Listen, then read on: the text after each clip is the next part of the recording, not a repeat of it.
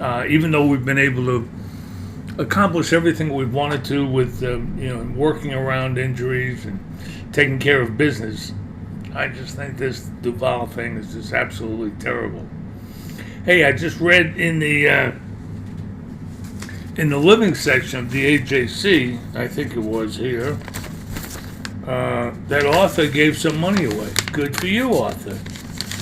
Instead of sitting there and hoarding it all, sitting it on it, and being pompous and constipated and not being able to think, and you're talking about you fired Dan Quinn and you let Thomas Dimitrov go too, even though he wasn't the problem, and you don't signify that, you don't say that, because you don't know.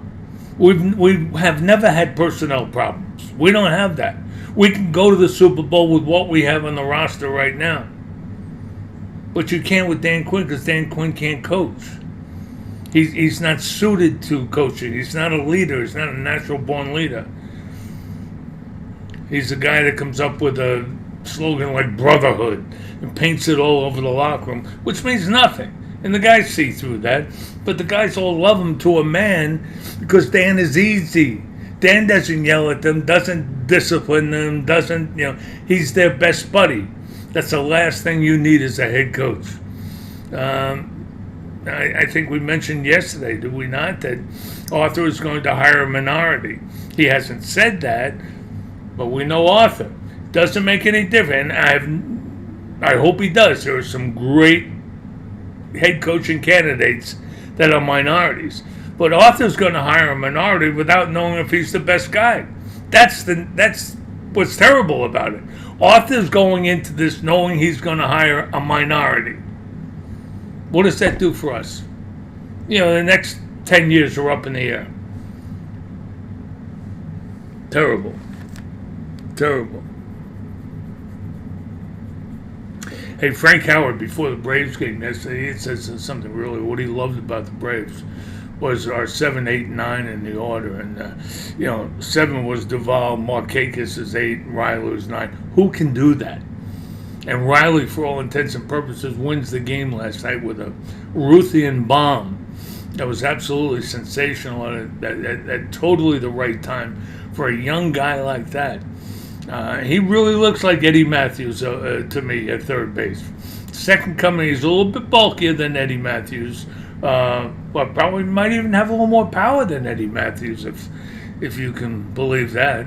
It's been so long since we saw Eddie Matthews that it's tough to tell, but I see Austin Riley there for a long, long time. In the meantime, I'd like to know what's happened to Camargo. I love Camargo, and I love his place on our team with Albies and Acuna and Ozuna, and that's what gives our club its personality and its playing personality.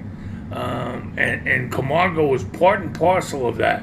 Had that great first year with us here, and then just kind of slipped out of that job by no cause of his own. And now I guess he's in Gwinnett, but I miss him. He fit into that playing personality last night perfectly. Should have been on the bench. Maybe he was. I don't know. Can't go down there.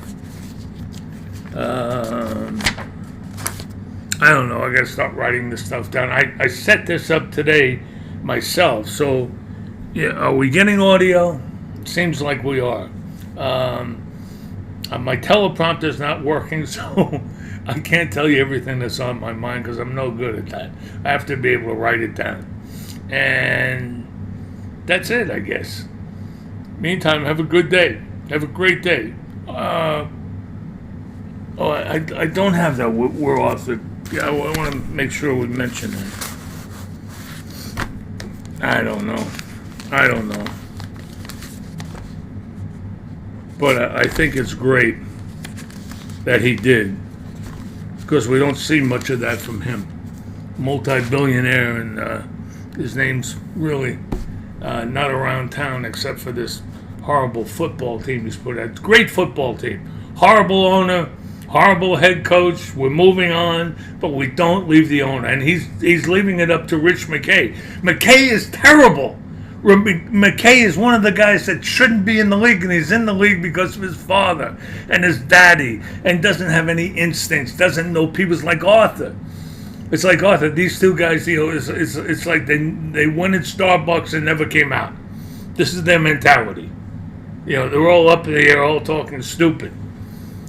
Neither one of them knows human beings or what a valuable guy's makeup is. They don't know how. They can't tell the good guys from the bad guys.